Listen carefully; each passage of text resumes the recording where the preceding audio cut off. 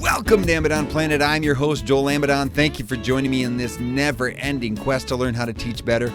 Today on episode 137 of the podcast, we are sharing how to create grammar instruction to strengthen student writing, not silence it. That's right. 2026, we're kicking it off talking about grammar. And I have to say, I was a little hesitant, but had a conversation with Patty, the author you're going to hear from in just a second. And I was thinking, like, yeah, should we really be talking about grammar? But then, like, I was thinking, hey, Joel, maybe that's the same way that people start thinking. The way that you're thinking now is how people start thinking when you start talking about math. And your hope is that people start to see the other side of how their relationship with math might be limited. And I think that's what we're getting here with grammar instruction. Like, our experience with it might be so limited. And Patty talks about it right away. Like, you think about worksheets and diagramming sentences and all this sort of stuff when it can be different. And that's the vision that she has for us today. It's different. So in this conversation, Patty McGee, who I just talked about, we're going to talk about her book, Not Your Granny's Grammar, an innovative approach to meaningful grammar instruction, and how grammar can be taught as a tool for clarity and power through writing rather than just a set of rules to police. So if you've ever wondered how to teach grammar through play, exploration, and its most relevant application, writing, and if you want to hear an expert teacher talk about how to teach a tough topic with clarity, effectiveness, and fun, she's really a master teacher. She calls herself a traveling teacher. I would call her a master teacher. This is a great conversation for you to engage with. So thank you for coming to this. But before you get into it, we're going to give her a little disclaimer. This is about her book, and we're just going to touch it just a little bit. And if you like what you hear, consider picking up a copy of the book for yourself. Patty has provided a code that allows listeners of Amidon Planet to get 20% off of the purchase price of the book and free shipping directly from Corwin, the publisher. So you can also find the book on bookshop.org, where every purchase supports local bookstores and this podcast. Both links and the code can be found in the show notes at amidonplanet.com/episode 137. Again, that's amidonplanet.com/episode 137. Now, on to my discussion with Patty McGee on her book, Not Your Granny's Grammar, an innovative approach to meaningful grammar instruction. Patty, welcome to Amidon Planet. How are you? I'm good. I'm happy to be here. Yeah.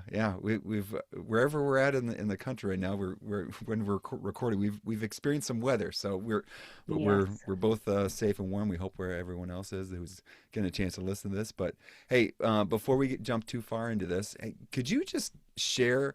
We had a chance to talk and me, but for the listeners, just share a little bit about yourself and how you came to be where you're at.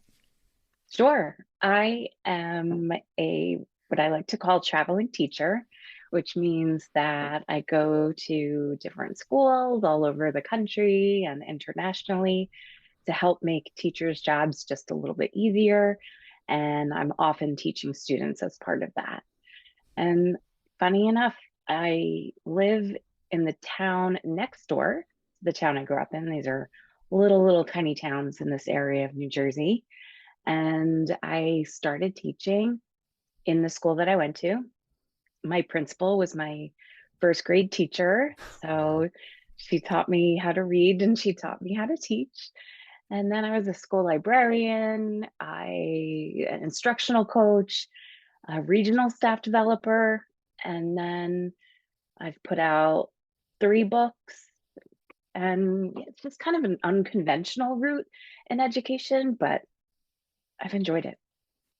Yeah, I just like getting I don't know, just in the midst of like thinking about books and like getting in the midst of like thinking like how to put those ideas and things out into the world. Like, I don't know, like what was there a nudge, an initial nudge that like someone said like, hey, Patty, you need to do this, or did you join in on I don't know, just what led you into that neck of the woods?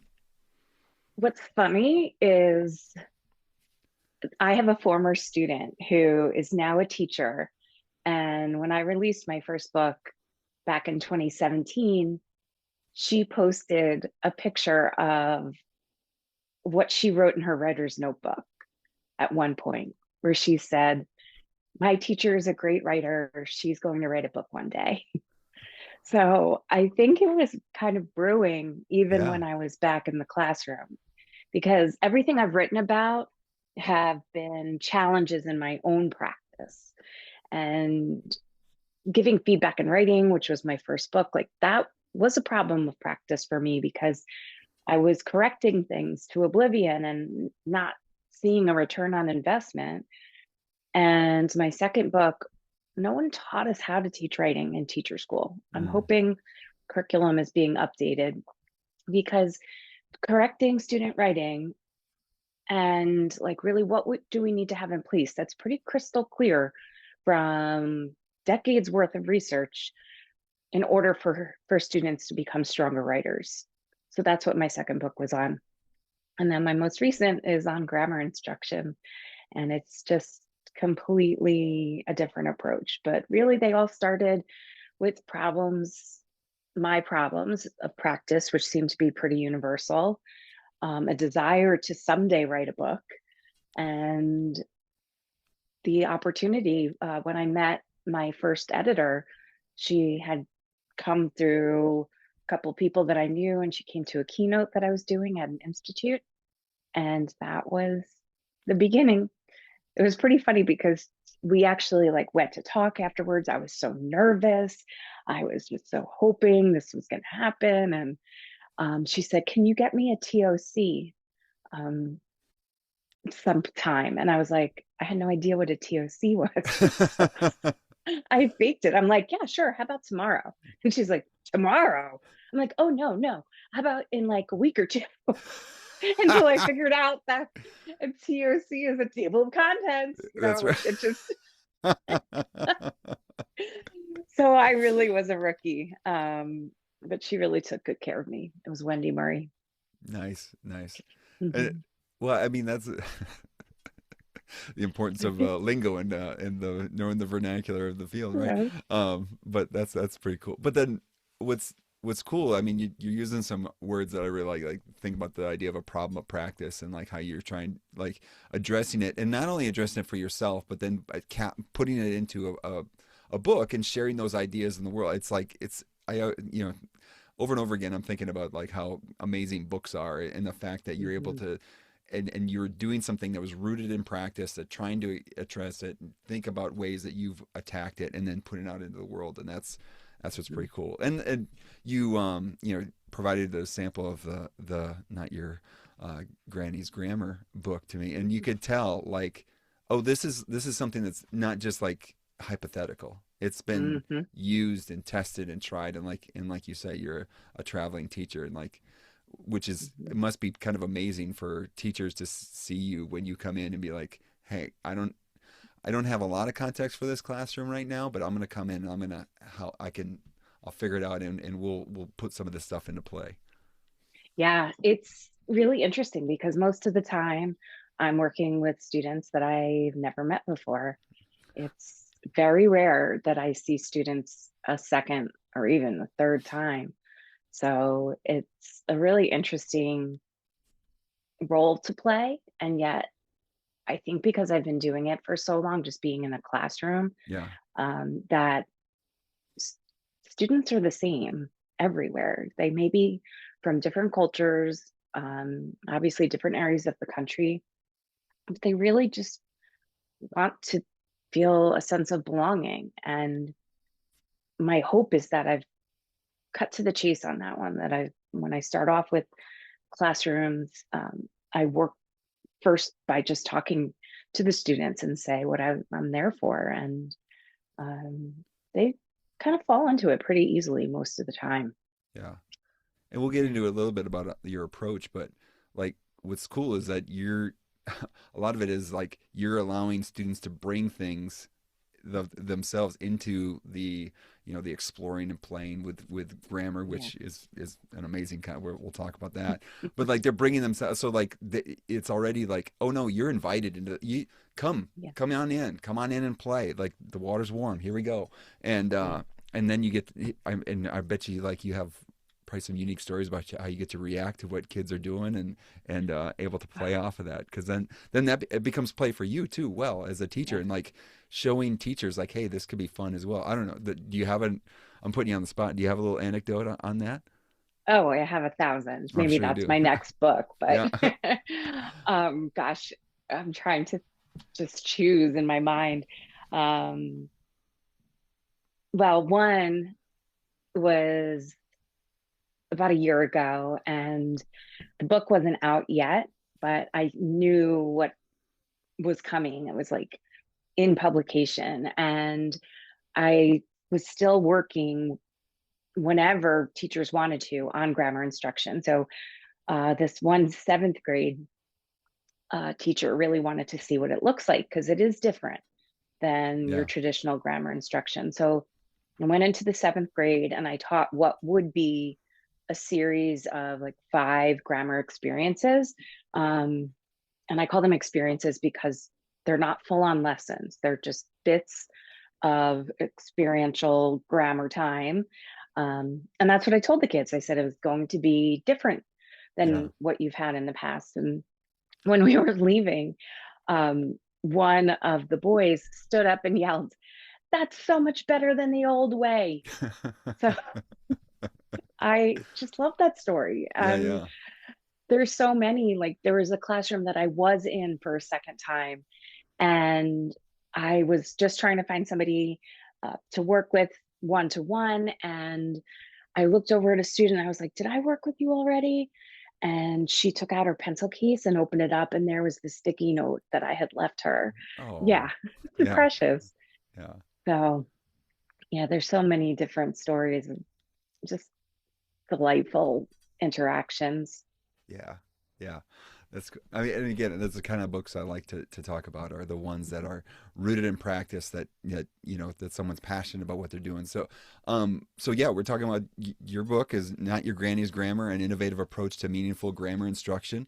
Some listeners might say, hey, Patty, why grammar? So Mm. what was that problem of practice? What drew you into doing this work?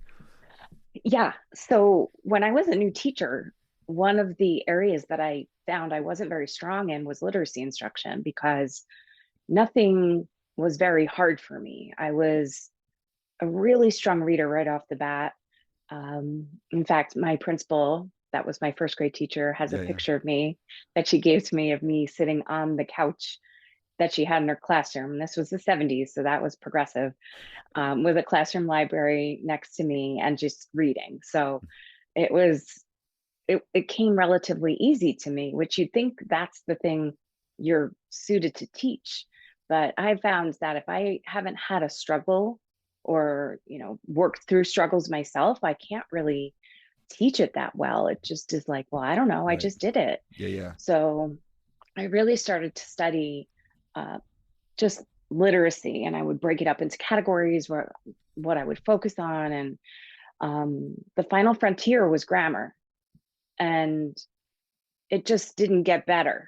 It just, like, I tried so many things. I tried, the traditional approach of like worksheet completion and um, identification. And then I realized it really wasn't, it was just an abyss. And then I was like, okay, let me find some games that we can play. And that only made it worse because those who struggled with grammar were always losing the game.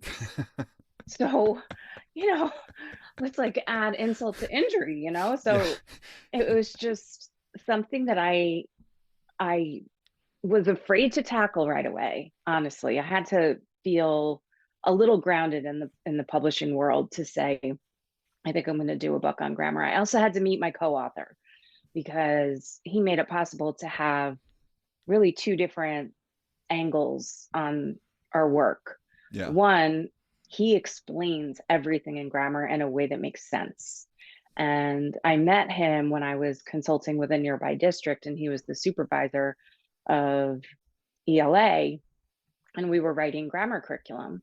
So he would get up there and explain things, and the whole room would be gobsmacked because none of us, except probably one person, Yeah. remembered what he was telling us. And now all of a sudden it made sense. Yeah. And then I was working on the instructional practice side of things.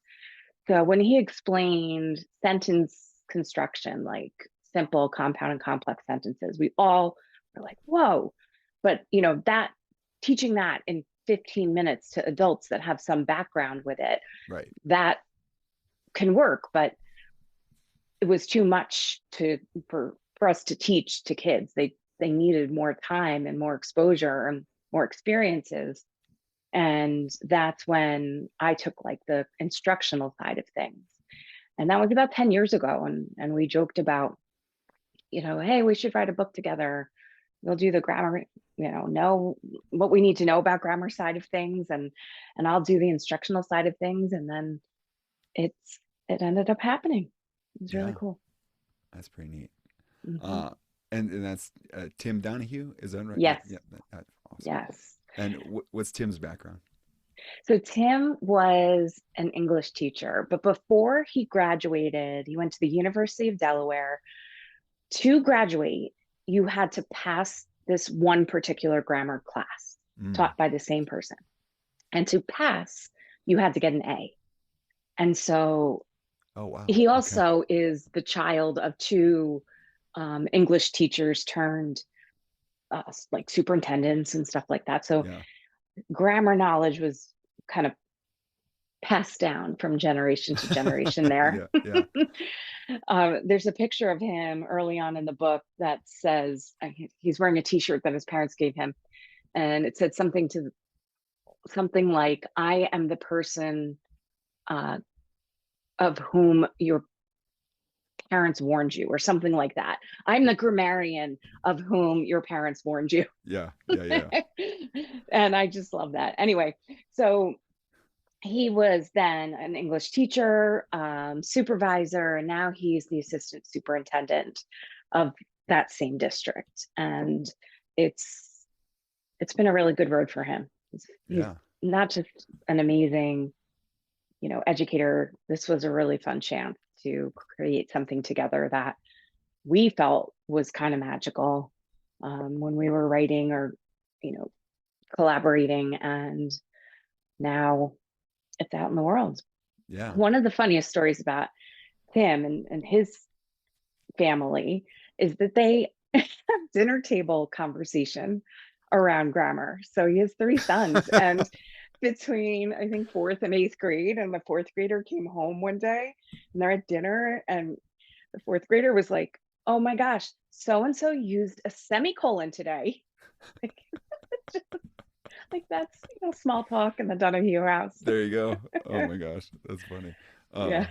well, and that's great. I mean, I'm guessing too, like having projects like this and having a collaborator like that. One, Hmm. somebody that's an expertise has the expertise, but then also too, like being able to have that almost outlet through you to be like, all right, let's Hmm. talk about the instructional side of it and how Hmm. to make this come to life.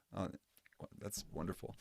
I love it. Yeah. I've got a great collaborator, Ann Monroe here that we've done at the University of Mississippi that we've done a lot of work together. And it's like there's, you know, you know, just the synergy of working of I think we Hmm. call it a duo. We call our collaboration the Bat Cave. Like she's Batman and That's Robin, cool. Bat person.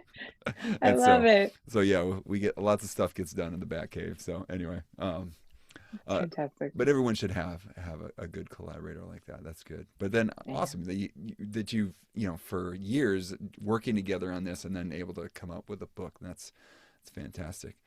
So I guess in a nutshell, I mean, you want to describe the approach of not Sure. your granny's grammar before we kind of Hmm. dive into some things because there's a lot. I'm as a math educator, I'm just seeing lots of parallels that I want to get Hmm. into. But first, it's just so people can imagine, like what's the approach here of not your granny's grammar? Yes. Well, let me kind of back into that Yeah, question. yeah, absolutely. So, what I have found is that if I find a problem in practice, the best place to find answers is usually outside in life. So, that's what I did here. I looked at what we traditionally do when it comes to grammar instruction. And then, that's often worksheets and fill in the blanks and identification and then instant expectation that we're using what we just did a worksheet on. It's just the culture around grammar. And I then thought about, well, if that's what we're using, what do I naturally do when I want to learn something? Mm. And I know I naturally do not go and pick up a worksheet. So Yeah. that was one thing. I'm not saying they're not good for assessment, but that's just not necessarily learning.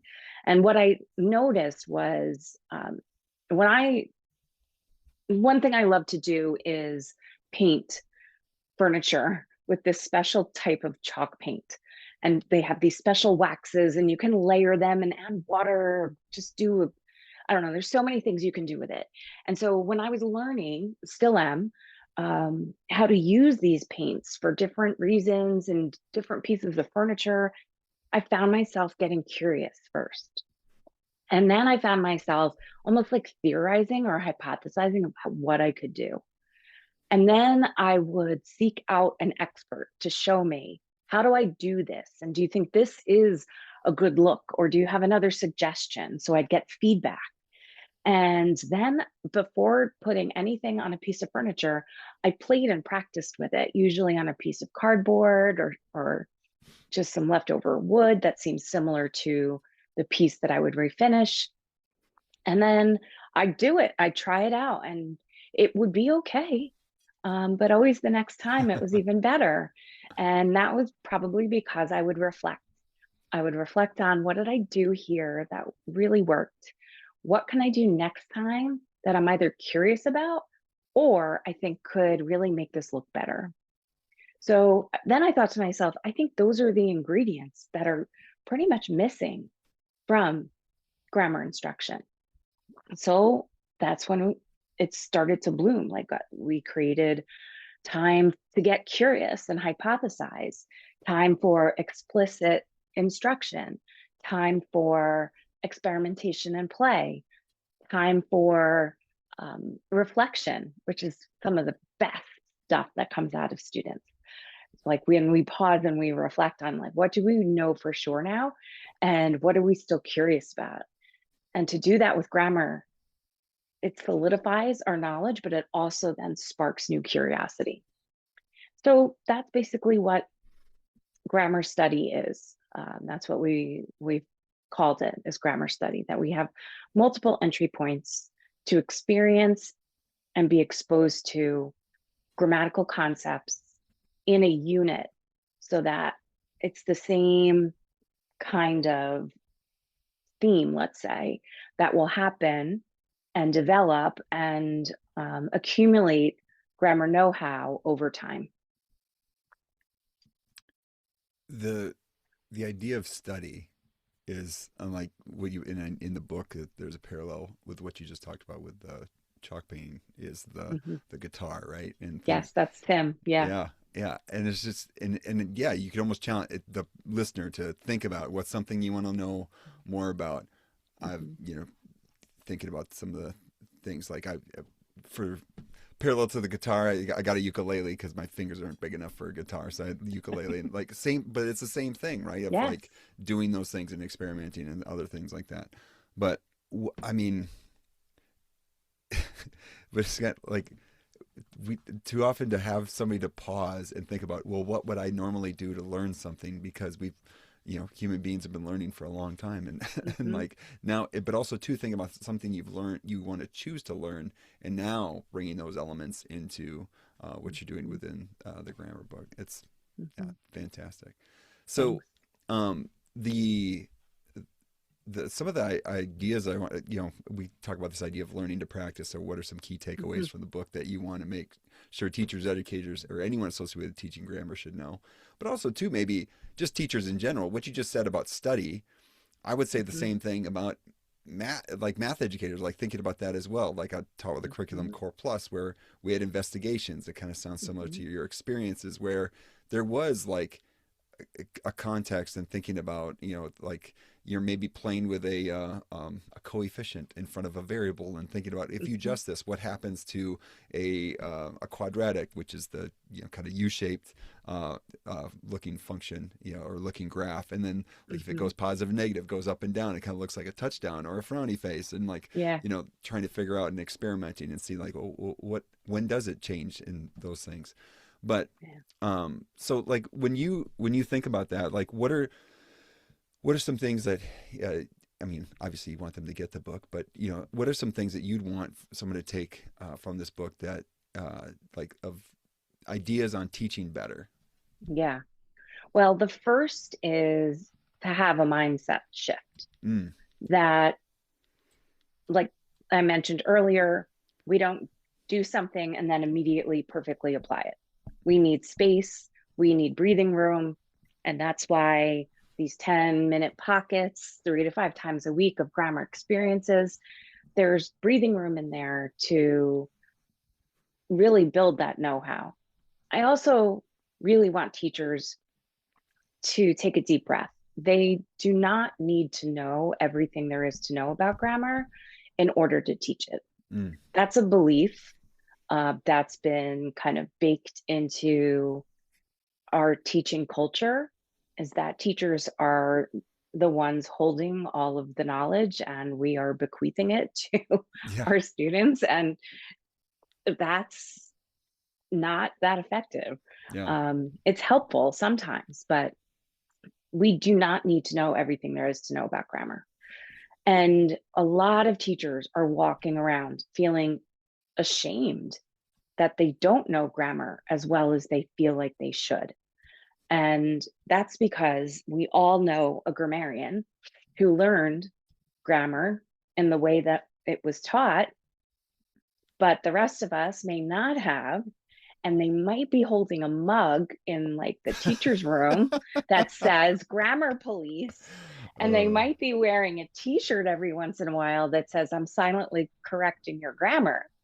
And there's just this perfect storm of, I don't know grammar, so I'm staying away. And that kind of mindset, I think we need to shift. It's like having a beginner's mindset when we're teaching is some of the most effective ways of approaching learning for students. Because if we're just the holder of all the knowledge, um, then we'll just be answering questions. Like I remember a time where a student was like, if you add, because I was teaching about how to expand sentences with prepositions, and he asked me, if you add a prepositional phrase, does that make it a complex sentence? And they had just done a unit on simple, compound, and complex sentences. And instead of saying no, which just wouldn't have given him any traction to hold on to, we use that as our guiding inquiry question. We're like, let's find, we'll give you a list of prepositions that are usually work as prepositions, and I'll tell you whether they're simple or complex sentences. And then let's just discover, are there simple sentences with prepositions in them? And we discovered that and we realized you can have prepositional phrases in any type of sentence. So it's that type of mindset that we need as educators. It doesn't cost a thing. It just is, let's discover this together. yeah, Let's get curious and let's see what we can find. It's almost like we need to have two different, like, kind of ways of thinking. One, like, here's what I know, but I'm going to hold on to it until I have to tell you.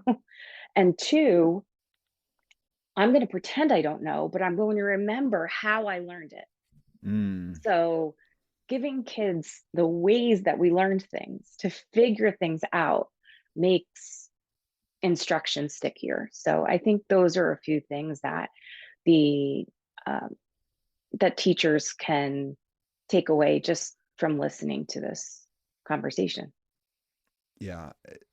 I'm gonna because I'm gonna keep trying to do these like parallels with math, and I'm gonna stop. Just you can virtually say, hey, put a stop to this. but I mean, it's the same. There's like a lot of the same sort of things. But what I love about what you just said is, it's almost like rules of improv.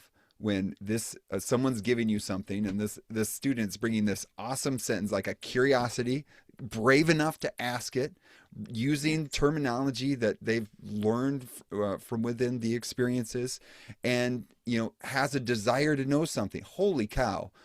All Yes. that energy and emotion, and yeah, you could stop, just say no, and then kill the scene, right? I know, right? Improv says, well, let's keep the momentum going. Like, well, let's figure it Mhm. out. Well, yeah, like, I don't know, let's explore a little bit. And now all Yeah. of a sudden and maybe you can get more people to come on the bus with you that we're like, hey, we're all kind of a little curious about this. Let's how are we going to figure this out? It's almost like a mystery now, and we're going to figure it out together. Yeah. And I love that idea about, like, let's think about how I learned it as well too. So it's like, Hmm. yeah, you know what? I'm pretty sure I traveled this way. Let's keep our eyes out for the path, And oh, Hmm. that's such great pedagogy in general, but just also too, like, in a place where you just talked about, like, there's a um like we Anne and I will talk about. Anne did her research was on shame. We talk about shame, like that idea of shame, and like Yeah. so much shame, though you don't see yourself as a doer of the thing, right? Versus Hmm. math versus grammar. Like, I'm gonna Hmm. position myself so far. I'm the whom I don't know, and then I'm not Hmm. even gonna think about it. Versus, like, no, no, no, I'm gonna invite you into this space and be a part of it. Like, you are you constructing senses. You are a doer of grammar. Like, how do we Hmm. keep you going deeper and deeper? So the idea of play with grammar, I thought, I mean, again, you talked about first, you talked about a mindset shift. So I think this is part of the mindset shift.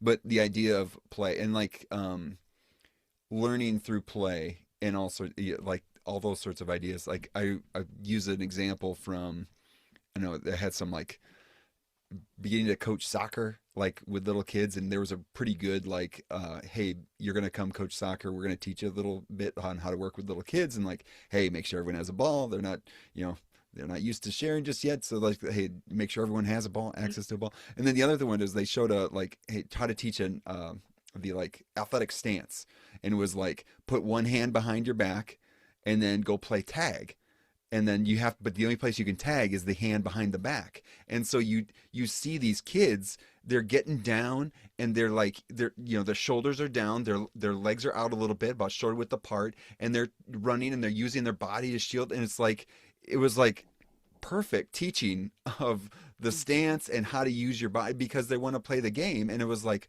oh, like, it's, versus, hey, everyone get in line, everyone get down, like, and, like, oh, this is Yes. uncomfortable, versus, like, go play this game, and they're doing exactly Hmm. what you want them to do. And Yes. so I saw, in this sample you showed me, like, you know and I would even say it's almost like an investigative game of the simple and complex sentences. Here's simple sentences, here's some complex sentences.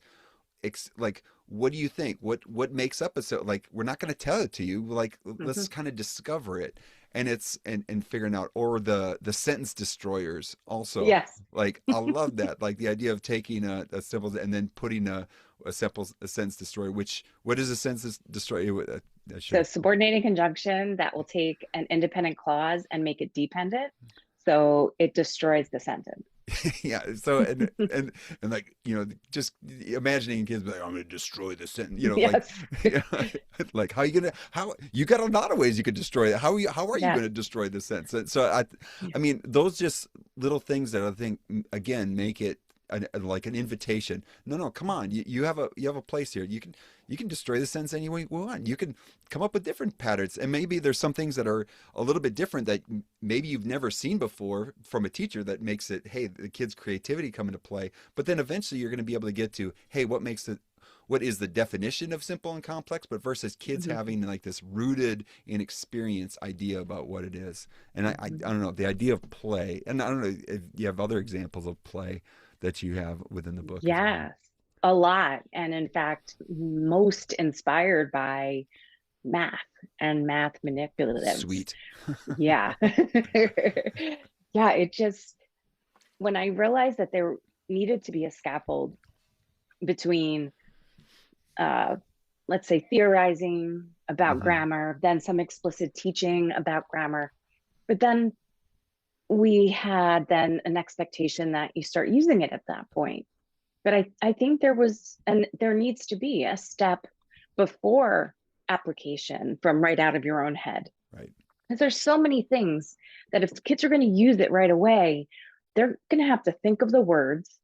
They're going to have to think of the shapes of the letters and the proper spelling.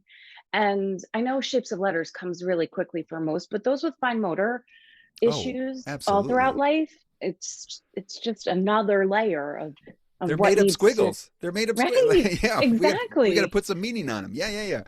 Exactly. And it's just all the things that go into it. If we already have pre-made sentence strips and a collection of sentence destroyers, and kids are moving those around in partnerships out loud, talking about the sentences, why they are uh, complex but might not make sense like that. But there's all of that hands on, but yet very scaffolded experience to really work on the whole concept of that example of simple and complex sentences. Yeah, and making experiences concrete, like Mm-hmm.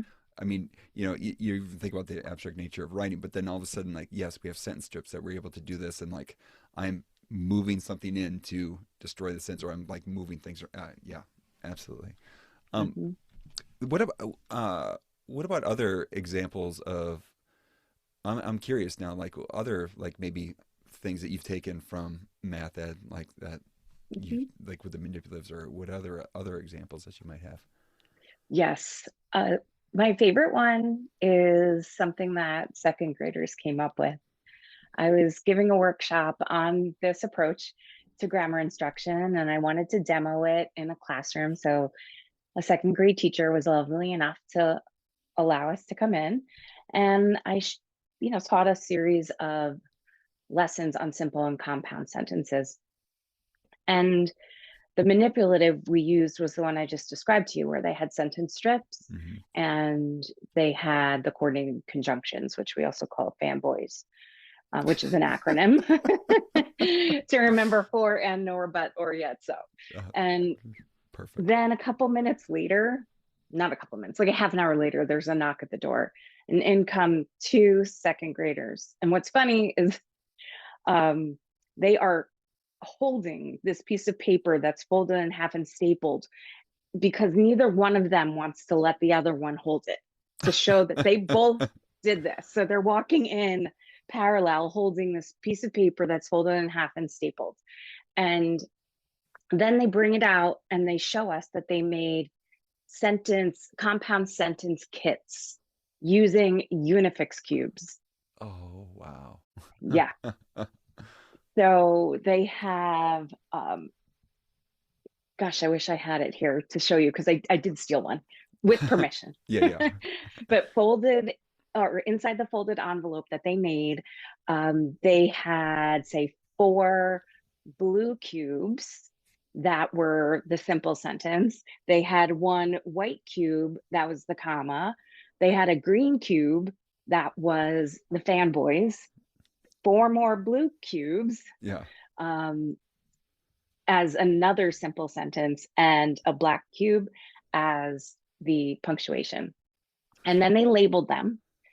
And then they made a how to, like, here's what you're going to do. If you're going to make a sentence, remember your first part of this blue. And it had all color coded and written out by the kids. They came up with them themselves. Yeah. And I just was blown away. And it did make the book. Nice. Yeah. Nice. Oh, that's gorgeous. Yeah. Yeah. I mean, just like, again, like they're creating something that inspires kids to want to do, Mm-hmm. do something like that. I that, Yes. that means that's some good stuff. And again, rooted in practice. This stuff is rooted in Yes. practice. Anything else that you want to make sure that, teachers take away? It could be even something general. I mean, as an educator that, you want to make like some of the principles in here that you've brought in. I guess as you think about that, one thing that I wanted to bring in is like you do a great job at the beginning part just to talk about how grammar is not just it's not fixed. Like it's been changing and evolving, and having the examples of the sentences that are throughout, and just how, like, there this becoming a doer of grammar is becoming an influencer of grammar as well too, as it kind of keeps going on throughout time. That was, I mean, just a nice idea, just not to think like it's this fixed thing. No, no, no. There's Hmm. input that's been taken into it, and it has evolved. So I like that point.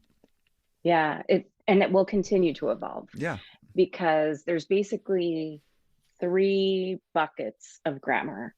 There's spoken grammar, which is the grammar we use in our families, in our communities, with our friends, or just even some made up grammar rules. Like, I'm just trying to think of a few that my kids would just misuse, like, and not even misuse, or it was just this clever usage. Yeah. Like, my youngest used to say, "Tell me new news."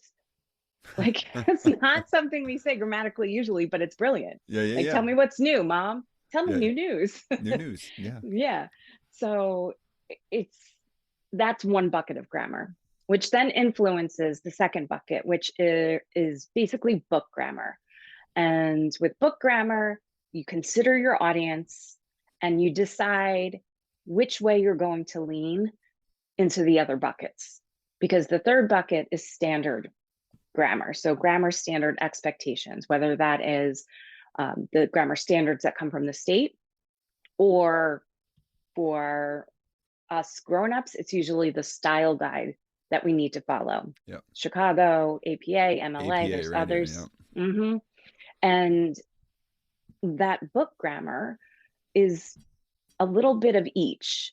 It leans, when it's more academic, it leans heavier toward the standard grammar. Mm-hmm. When it's more for an audience of someone that we know or someone we're picturing, uh, the way that they're thinking or receiving what we're writing, it usually leans a little bit more toward the conversational grammar. Yeah. But I just want to underscore that none of those buckets are superior to the others. Like, that's a very important thing to think about. And that's because they influence each other. The grammar standards that we have now, let's just say state by state, those are greatly revised from what the expectations were 100 years ago. Yeah. And so we just know that there is an influence of spoken grammar, different communities, different languages that influence our standard grammar. Nice. Nice. Um, so after writing the book, and Mm-hmm. and I think in doing that, you gain some clarity on some of the ideas that you're Mm-hmm. sharing through the writing process. Mm-hmm. What have you done differently? Like and obviously collaborating with Tim on this. Like, do you think of anything that you've done differently based off of things you've learned? I have greatly simplified my instruction. Mm. I don't want any more bling. I don't want slide decks to be bossing me around on how things are going to go for that lesson. Maybe a slide or two, a chart, scissors to cut things out, a notebook to write things down. I, I think that we're, in many cases, because there's so much piled on to educators, that we are adding more to our plates than we need to. And keeping things simple is actually much better for students. And I've thought that before, not so much around the topic of grammar. I had too much frou-frou. Yeah. Like, it just wasn't, it was distracting from learning it. And Right. so that's really impacted my teaching, is keeping it so that I'm not doing all of the talking. In fact, Yes. I want to be the smallest proportion of talking. And the greatest amount of talking is student to student conversation. Um, and somewhere in between might be, taking one hand Yeah. at a time. But I want to be the facilitator and simplify things. One of my favorite quotes is from Oliver Wendell Holmes, who says, "I'm looking for the simplicity on the other side of complexity." Yes. Yes. I like to underline and highlight everything you just said Yes. there. That's great. So, again, you put all these ideas and great things into a book and you put it out in the world. What might be, a critique or like just like you getting critical, or also too, well, and we'll take that first, and then I got another one after that. Yeah, a critique of this book is that we had to stick to a budget, which means that we had to be very selective about what we put into it. Yeah. And we also wanted teachers to be able to see the process, give them one, say, unit to follow, and then a choose your own adventure by combining Yeah. resources from the different chapters. And I think there's a big chasm right now between the try this unit that we wrote here and have piloted to now try this on your own and make some units. Yeah. So we, I mean, I hope one day to maybe publish just grammar manipulatives, just a book on that. Yeah. I want Tim to publish the final section of our book, the grammar refresh, as a standalone publication because Mm. it just is so good. And I think that I'd also love to see this in something that could be packaged for like a particular grade level so that they have the materials that will help them embrace the philosophy of say less, Yeah. Yeah. just have experiences, keep it simple. Um, let's take away the grammar shame, all of that. If Yeah. they have the materials in hand, it's easier to think that way. Yeah. You paying attention, Corwin? Here we go. Um, and then, you know, and maybe you caught that there, like some cautions you might want to share to those taking up what you're calling for in the book. So, like, hey, here's when versus moving into that, whatever, Yeah. going over the Yeah. chasm, right? Maybe. Yes, exactly. Well, I am always just an email away. I know there are very many authors who have so many books out that they don't have the bandwidth Mm-hmm. to connect with, and I'm not one of them.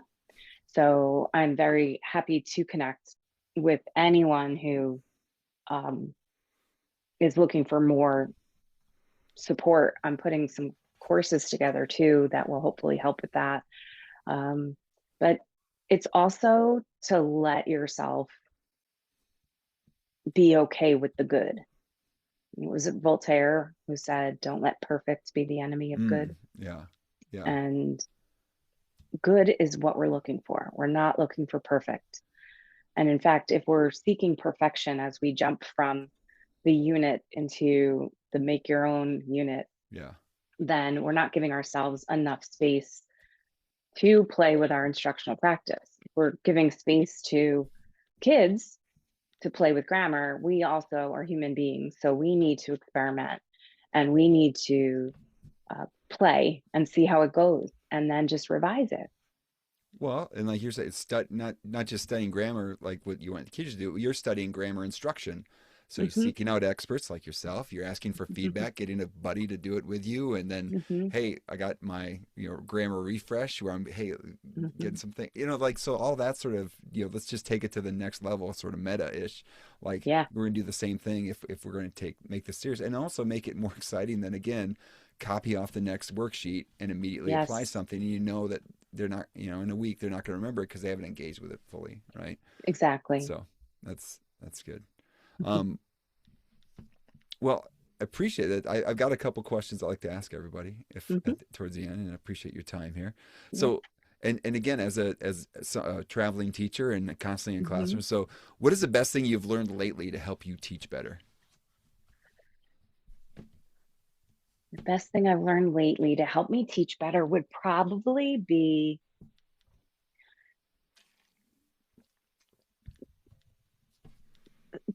reminding myself that where I am in my thinking took me 30 years to get there.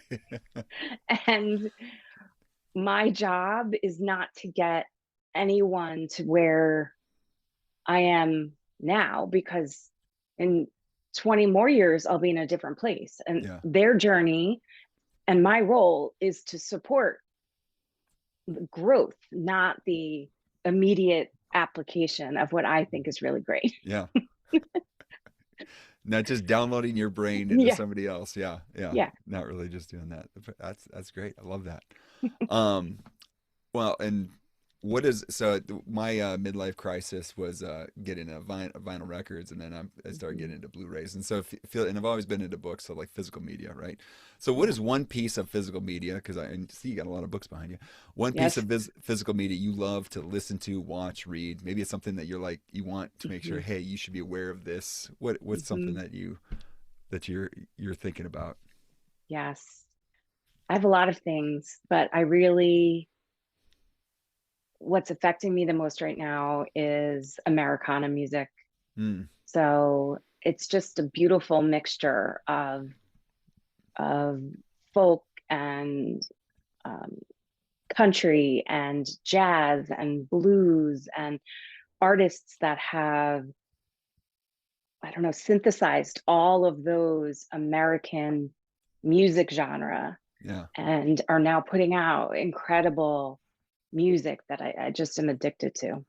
Yeah, do you have an example of an artist? Brandy Carlisle. Oh yeah, absolutely. She's incredible.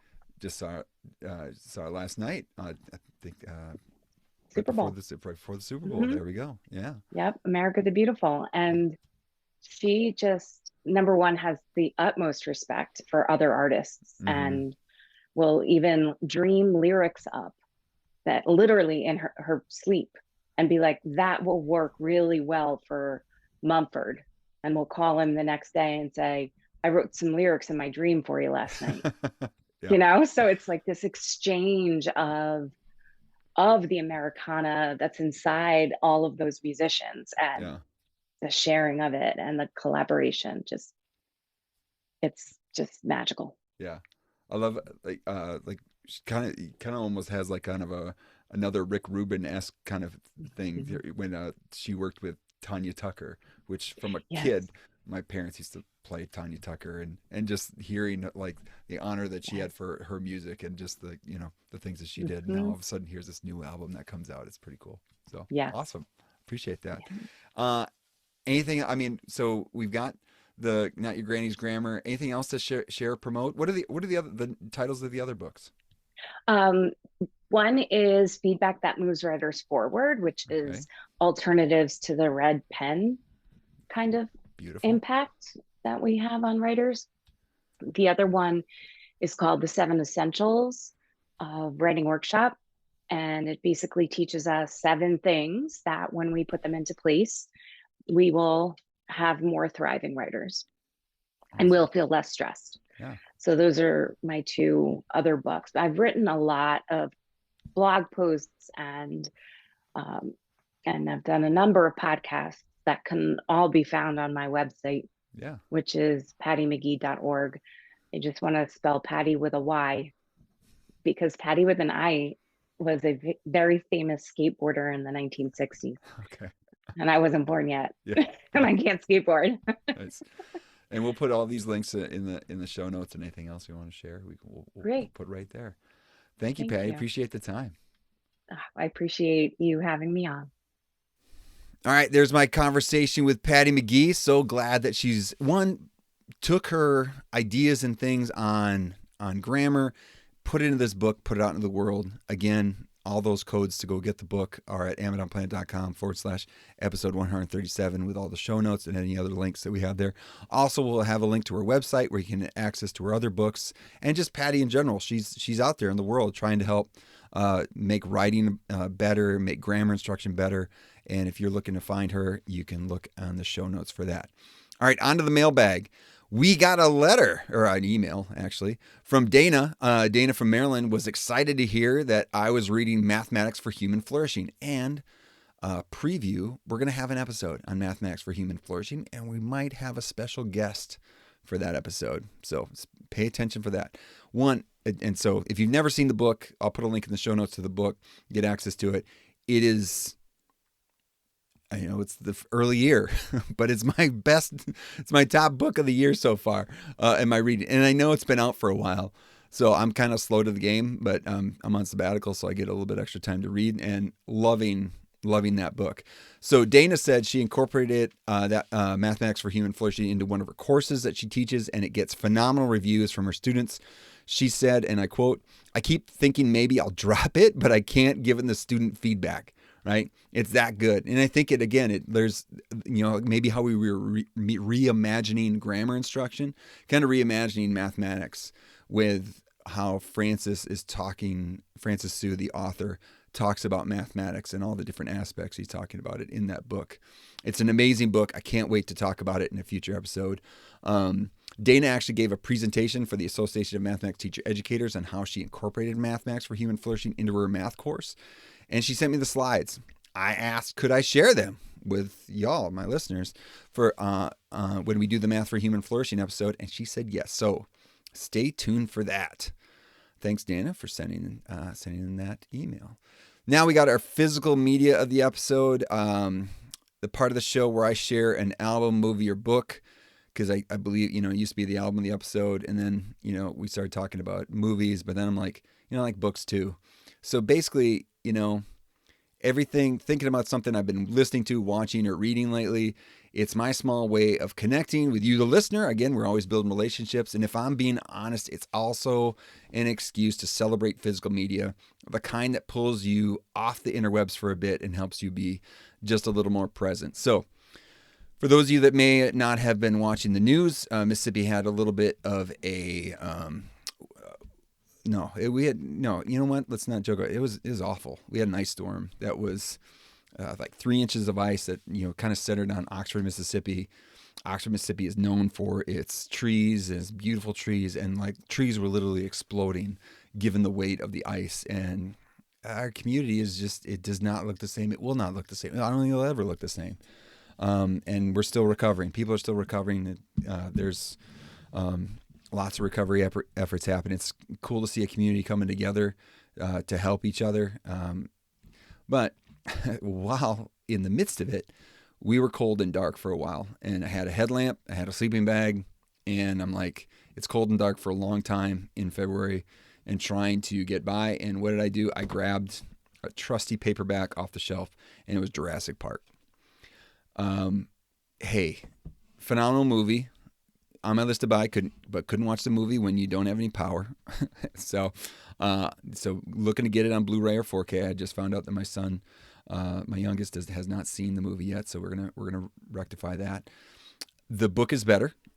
It's a thriller. It's got data science and math in it, and dinosaurs. Who doesn't like dinosaurs? And a little bit of horror. Like as a kid, I would read a lot of Stephen King, and and some of those were a little twisted and everything. But like, I don't know, there's something about that, the fact that words on a page can actually make you a little scared, make you happy, make you cry, it's amazing the emotions that can exist in this book that, is what's nice about Jurassic Park, the book, is you can go to just about any used bookstore and you can find one of the paperback, because they sold millions of these, right? And so the edition I have is a little like almost pocket size. You can just throw in your backpack and you wouldn't even notice it. The little, I don't know what they're called, in like mass paperbacks, the little small ones, And back in the day, I guess it was $5.99, but any used bookstore, you probably get it for $1. Some of them, they're even trying to give them away. So I don't know. I would just say we'd pick it up because like there's something cool about, even some messages about technology and technology running wild and people doing things with technology because they can, but maybe they shouldn't. And so again, maybe that's another reason why we need to disconnect every now and then to get off the interwebs and pick up a book, watch some physical media or listen to an album, right? And just being intentional about those choices. So I'm going to recommend Jurassic Park for you. I don't think we need to put a link in the show notes because I think go to a local bookstore, go to a used bookstore. You could probably get it fairly easily. Okay. All right. That wraps it up for this visit to Amidon Planet. Show notes are available at amidonplanet.com/episode 137. If you'd like to support the podcast, you can subscribe, rate, review, and share this episode to help others find this content. Pretty cool. Someone has been sharing episode 33, where we're designing virtual field experiences. It was a episode I did with Amanda Malusky and Joe Sweeney about an article that we wrote, and for some reason that thing has taken off. So someone's sharing it. Someone maybe assigned it as a read. I don't know, but it's shooting up there, and I have no idea why. But hey, if you're listening to this one because you listened to that one first, let me know. I'd like to know why that thing is just going through the roof. Anyway, you can also subscribe to the email list to receive the Amazon Planet Dispatch for teaching resources and updates from Amazon Planet. Just got back from a conference talking about public goods, and I think that's the purpose of Amazon Planet Dispatch, is to disperse public goods, things that are out there that you can just access and use to help you teach better. And so, yeah, it's kind of nice when you kind of hear something, you're like, wait, that's what that's for. And if you want to engage further, submit a question, comment, or suggestion to the mailbag by sending an email to joel@amazonplanet.com like Dana did. Thank you, Dana, for doing that again. And lastly, I'm always looking to collaborate with those leading others to love through teaching. If you have an event or opportunity, email me at joel@amazonplanet.com or visit amazonplanet.com/about to fill out the request to call form. Thank you for spending time on Amazon Planet.